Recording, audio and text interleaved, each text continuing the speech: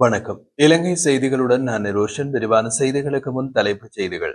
ஐக்கிய நாடுகள் சபையின் கூட்டத்தில் பங்கேற்பதற்காக நியூயார்க் சென்ற ஜனாதிபதி அனுருகுமார, அமெரிக்க ஜனாதிபதி மற்றும் பிரான்ஸ் ஜனாதிபதி ஆகியோருடன் சிநேகபூர்வ கலந்துரையாடல்.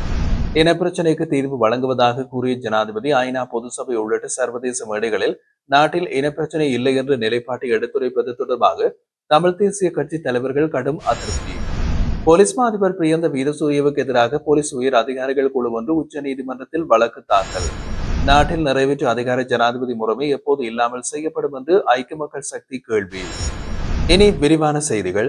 ஐக்கிய நாடுகள் சபையின் 80வது பொதுசபை கூட்டத்தில் பங்கேற்பதற்காக நியூயார்க் சென்ற ஜனாதிபதி அனுருகுமார திசாநாயக்க, அமெரிக்க ஜனாதிபதி டொனால்ட் ட்ரம்ப் மற்றும் முதல் பெண்மணி மெலனியா ட்ரம்ப் ஆகியோருடன் புகைப்படம் எடுத்துக் கொண்டார். கடந்த 23ஆம் தேதி லோட்ரி நியூயார்க் பிளேஸ் விருந்தகத்தில் அரசு தலைவர்களுக்காக அமெரிக்க ஜனாதிபதி டொனால்ட் ட்ரம்ப் வழங்கிய விசேட இரவு விருந்திலும் ஜனாதிபதி கலந்து கொண்டார். அங்கு அமெரிக்க ஜனாதிபதி டொனால்ட் ட்ரம்புடன் சிநேகபூர்வமாக உரையாடியதாக ஜனாதிபதி அனுருகுமார திசாநாயக்க தெரிவித்துள்ளார். தொடர்ந்து அமெரிக்கா மற்றும் ஜப்பானுக்கான வெளிநாட்டு விஜயத்தில் ஈடுபட்டுள்ள ஜனாதிபதி அனுருகுமார திசாநாயக்க பிரான்ஸ் ஜனாதிபதி இமானுவேல் மேக்ரோனை சந்தித்தார். தேசிய எல்லைகளுக்கு அப்பால் உள்ள பகுதிகளின் சமுத்திர உயிரியல் பல்வகைமையின் பாதுகாப்பு மற்றும் நிலைப்பேறான பயன்பாடு தொடர்பான ஐக்கிய நாடுகள் சபையின் சிறப்பு நிகழ்வின் போது இந்த சந்திப்பு இடம்பெற்றுள்ளது. சபையின் பிரகடன உடன்படிக்கை அங்கத்துவத்தில் 60 நாடுகள் நிறைவு செய்ததை முன்னிட்டு சிறப்பு நிகழ்வொன்றை பிரான்ஸ் அரசாங்கம் ஏற்பாடு செய்திருந்தது. இந்த நிகழ்வில் பல்வேறு நாடுகளை சேர்ந்த அரசு தலைவர்கள் பங்கேற்றனர்.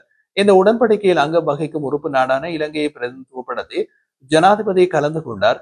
இதன்போது பிரான்ஸ் ஜனாதிபதியுடன் சுமூகமான உரையாடலில் ஈடுபட்டதாக அனுருகுமார திசாநாயக்கவின் ஊடக பிரிவு தெரிவித்துள்ளது. ஜனாதிபதி அனுருகுமார திசாநாயக்க ஐநா பொதுசபையில் 80வது அமர்வில் கலந்து கொள்ள அமெரிக்கா சென்றுள்ள நிலையில் அங்கிருந்து ஜப்பானுக்கு உத்தியோகபூர்வ விஜயம் மேற்கொண்டுள்ளார். வெளிவிவகார அமைச்சின் தகவலின்படி அவர் இன்று 27ஆம் தேதி 30ஆம் தேதி வரையும் ஜப்பானில் பல்வேறு நிகழ்வுகளில் பங்கேற்க உள்ளார். இந்த விஜயத்தின் போது ஜனாதிபதி ஜப்பானிய பேரரசரை சந்திக்க உள்ளதாகவும் ஜப்பான் பிரதமரோடு உச்சி மாநாடு சந்திப்பு திட்டமிடப்பட்டுள்ளதாகவும் தெரிவிக்கப்பட்டுள்ளது. அத்துடன் டோக்கியோவில் நடைபெறும் வணிக மன்றத்தின் முன்னணி ஜப்பானிய வணிக தலைவர்களும் முதலீட்டாளர்களும் கலந்து கொள்ளும் நிகழ்வுகளிலும் ஜனாதிபதி உரையாற்ற உள்ளார். மேலும் ஜப்பானிய அரசின் அழைப்பின் பேரில் எக்ஸ்போ 2025 ஒசாகா சர்வதேச கண்காட்சியிலும் அவர் பங்கேற்க உள்ளார். தமிழர் இனப்பிரச்சினைக்கு தீர்வு வழங்குவதாக வாக்குறுதி அளித்த ஜனாதிபதி அனுருகுமார திசாநாயக்க தற்போது ஐநா பொதுசபை உள்ளிட்ட சர்வதேச மேடைகளில் நாட்டில் இனப்பிரச்சினை இல்லை என்ற நிலைப்பாட்டை எடுத்துரைப்பது தொடர்பாக தமிழ் தேசிய கட்சி தலைவர்கள் கடும் அதிருப்தி வெளியிட்டுள்ளனர். நியூயார்க்கில் நடைபெற்ற ஐநா பொதுசபையின் 80வது அமர்வில் புதன்கிழமை உரையாற்றிய ஜனாதிபதி பொருளாதார நெருக்கடி, ஊழல் ஒழிப்பு, காசா நிலைமை உள்ளிட்ட விடயங்களை பற்றி பேசியிருந்தாலும் தமிழர் இனப்பிரச்சினை, அரசியல் தீர்வு அல்லது பொறுப்பு குரல் குறித்து எதையும் குறிப்பிடவில்லை. இந்த நிலையில் தமிழரசு கட்சியின் நாடாளுமன்ற குழு தலைவர் சிவஞானம் ஸ்ரீதரன், பொதுச் செயலாளர் எம் ஏ சுமந்திரன் மற்றும் சுரேஷ் பிரேமச்சந்திரன் உள்ளிட்டோர் கடும் அதிருப்தி வெளியிட்டுள்ளார்கள். ஜனாதிபதியின் உரை சிங்கள தலைவர்கள் ஆட்சியில் இருந்தால் தமிழர்கள் ஏமாளிகளாகவே இருக்க வேண்டிய நிலை என்பதை மீண்டும் உறுதிப்படுத்துவதாக அவர்கள் விமர்சித்துள்ளனர். மேலும் அனுருகுமார திசாநாயக்க முன்னதாகவே நாடாளுமன்றத்தில் எடுத்துரைத்த கருத்துக்களே தற்போது சர்வதேச அரங்கிலும் தொடரப்படுவதாக சுட்டிக்காட்டினார். தமிழர்கள் பல தசாப்தங்களாக போராட்டங்களை இழிவுபடுத்தும் வகையிலான செயற்பாடுகளை தேசிய மக்கள் சக்தி முன்னெடுத்து வருவதாகவும் சிங்கள பௌத்தர்களின் நாட்டின் உரிமையாளர்கள் தமிழர்கள் அடிமைகள் என்று மனப்போக்கு மேலோங்கி கொண்டிருப்பதாகவும் அவர்கள் தெரிவித்தனர். அதே நேரத்தில் அரசாங்கம் அனைத்து சர்வதேச மேடைகளிலும் பொருளாதார பிரச்சனைகளை மட்டுமே வலியுறுத்தி தமிழின படுகொலை, நீதி, பொறுப்பு குரல் போன்ற விடயங்களில் எந்த ஈடுபாட்டையும் காட்டவில்லை என்றும் காணி சுவீகரிப்பு போன்ற பிரச்சனைகளில் வரும் வாக்குறுதிகள் மட்டுமே வழங்கப்பட்டுள்ளதாகவும் அவர்கள் குற்றம் சாட்டினர். மேலும் உலக நாடுகள் காசாவில் என அழிப்பு நடைபெறுகிறது என்று திறந்த வெளியில் கூறியிருந்தாலும் ஜனாதிபதி அதை பற்றி தன் உரையில் எந்த வெளிப்படுத்தலும் அளிக்கவில்லை. மொத்தத்தில் தற்போதைய அரசாங்கம் எதிர்வரை திசையில் செல்கிறது என்பதையும் எந்த ஒரு முன்னேற்றகரமான நடவடிக்கையும் எடுக்கவில்லை என்பதையும் தமிழ் தேசிய கட்சி தலைவர்கள் சுட்டிக்காட்டியுள்ளனர். 2019ஆம் ஆண்டு இடம்பெற்ற ஈஸ்டர் ஞாயிறு தாக்குதல் தொடர்பாக முன்னாள் ராணுவ அதிகாரிகள் சிலர் விரைவில் கைது செய்யப்படுவார்கள் என்று ஜனாதிபதி தெரிவித்துள்ளார்.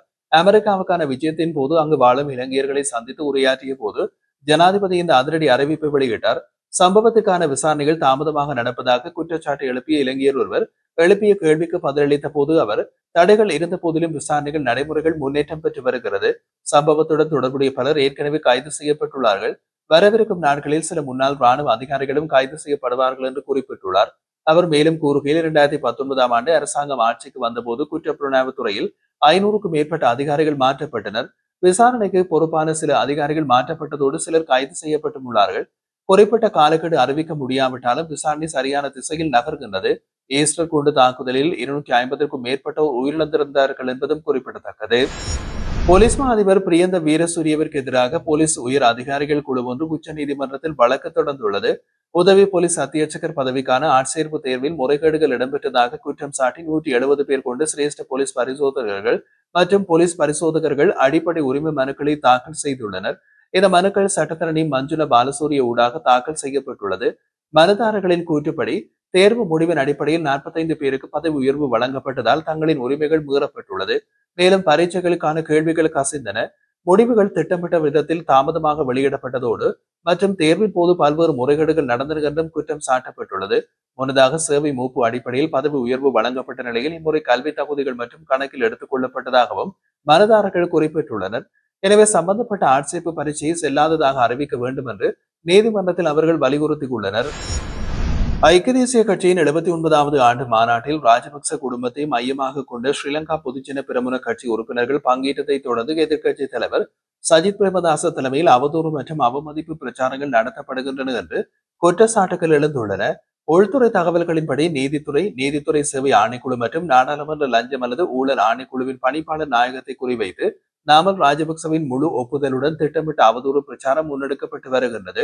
சாகர காரியவசம் மற்றும் பொதுஜன பெரமுன கட்சியினை சேர்ந்த மூவர் ஆகிய வழக்கறிஞர்கள் தொடக்கத்தில் அமைத்த இந்த பிரச்சார குழு தற்போது சஜித் பிரேமதாசவின் கட்டுப்பாட்டுக்குள் கொண்டு வரப்பட்டுள்ளதாக கூறப்படுகின்றது. மத்திய வங்கி பிணைமுறை மோசடியை விசாரிக்க கணக்காய்வாளர் நாயகம் காமினி விஜயசிங்க மீது தாக்குதல் நடத்திய பலரும் இப்போது சஜித் பிரேமதாசவுடன் இணைந்துள்ளனர். தற்போது நாடாளுமன்ற சலுகைகள் என்ற பெயரில் தணிக்கையாளர் நாயகத்தை தாக்கிய முறைகளைப் போலவே நீதித்துறை மற்றும் லஞ்சம் அல்லது ஊழல் விசாரணை ஆணைக்குழுவின் பணிப்பாளர் நாயகத்தை குறிவைத்து ஒழுங்கமைக்கப்பட்ட தாக்குதல்கள் முன்னெடுக்கப்படுவதாக தகவல்கள் தெரிவிக்கின்றன. மேலும் முன்னாள் பிரதம நீதியரசர் ஷிலானி பண்டார்நாயக்கவை பதவியிலிருந்து நீக்கும் ராஜபக்ச தரப்பு திட்டமிடப்பட்ட சதி திட்டத்தின் தொடர்ச்சியான பகுதியாகவும் இதை ஆய்வாளர்கள் சுட்டிக்காட்டியுள்ளனர். நாட்டில் நிறைவேற்று அதிகார ஜனாதிபதி முறைமை எப்போது நீக்கப்படும் என்ற கேள்வியை ஐக்கிய மக்கள் சக்தியின் நாடாளுமன்ற உறுப்பினர் கலாநிதி ஹர்ஷ டி சில்வா எழுப்பியுள்ளார். தேசிய மக்கள் சக்தி பல வாக்குறுதிகளை வழங்கி ஆட்சிக்கு வந்ததாக அவர் குறிப்பிட்டதோடு அவற்றில் சில முக்கியத்துவம் மிக்கவை என்றும் சில குறைவானவை என்றும் தெரிவித்துள்ளார். இதில் நிறைவேற்று அதிகார முறைமையினை ரத்து செய்வது மிக முக்கியமான வாக்குறுதி என்று அவர் வலியுறுத்தினார். ஆனால் இதை நிறைவேற்ற அரசாங்கம் இந்த முயற்சியினை எடுக்கவில்லை என்றும் கேள்விகள் எழுப்பப்பட்டாலும் உரிய பதில்கள் வழங்கப்படவில்லை என்றும் அவர் குற்றம் சாட்டினார்.